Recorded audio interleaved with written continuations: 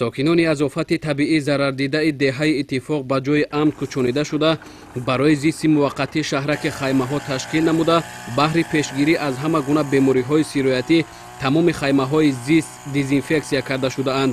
гурӯҳи табибон низ ба таври шабонарӯзӣ дар хизмати сокинони зарардида мебошанд.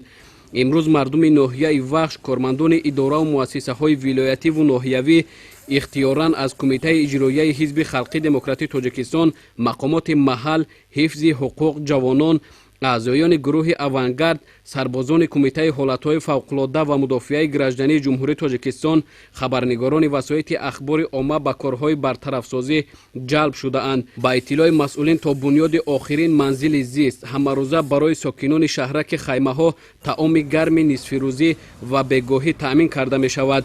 имрӯз мардуми шарафманди кишвар аз тамоми манотиқи мамлакат бо қадри имкон кӯмаку дастгирии худро ба мардуми аз офати табиӣ зарардидаи ноҳияи вахш дариғ намедоранд. ҷамъияти дорои масъулияташ маҳдуди собирсам тасмим гирифтааст то дар партави дастуру ҳидоятҳои пешвои миллат тамоми кӯчаҳои деҳаи иттифоқро пурра сангфарш намояд. имрӯз тавре ки мебинед дар шаҳраки хаймаҳои воқеъ дар деҳаи иттифоқи ҷамоати деҳоти бисолагии истиқлолияти тоҷикистон дар ноҳияи вахш кор бо суръат идома дорад. корҳои бартарафсозии оқибатҳои офати табиие ки шоми 11 майи соли ҷорӣ дар ҳамин деҳа ба вуқӯъ пайваста буд айни ҳол идома доранд. техникаи лозимӣ аз ҷониби кумитаи ҳолатҳои фавқулода бо дастури бевоситаи раиси вилояти Хатлон муҳтарам Қурбон Ҳакимзода ба ин маҳал оварда шудааст. дар шаҳраки хаймаҳо зиёда аз 30 адад хайма насб карда шудааст барои хонаводаҳое ки манзилҳояшон комилан хароб шудааст.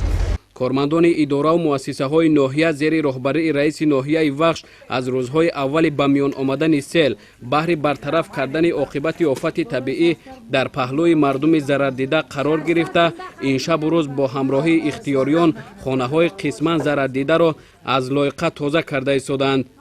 чӣ тавре ки мо ҳамагон медонем санаи 11 майи соли равон бар асари боришоти зиёд ва омадани сел сокинони ҷамоати бисолагии истиқлолияти тоҷикистон деҳаи иттифоқ зарари зиёд диданд.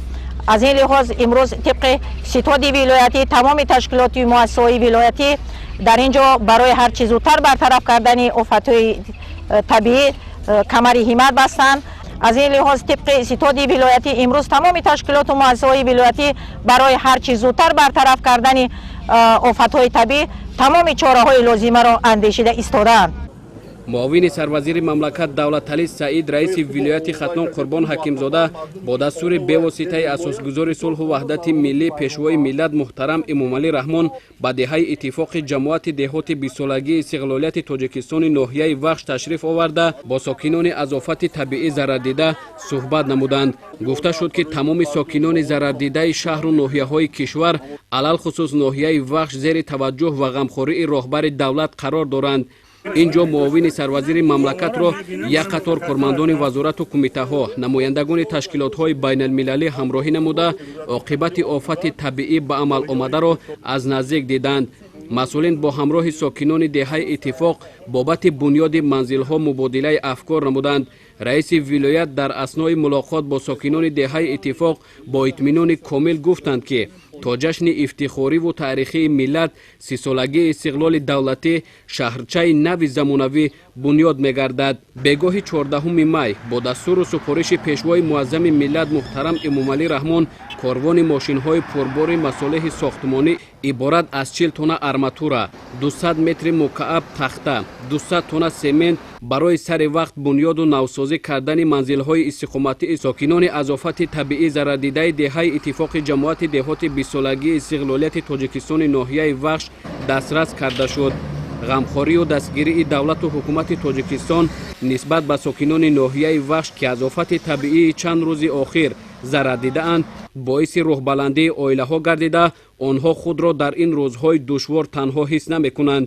ин тадбирҳо дар доираи татбиқи сиёсати иҷтимоии роҳбарияти давлату ҳукумати ҷумҳурии тоҷикистон амалӣ карда мешавад.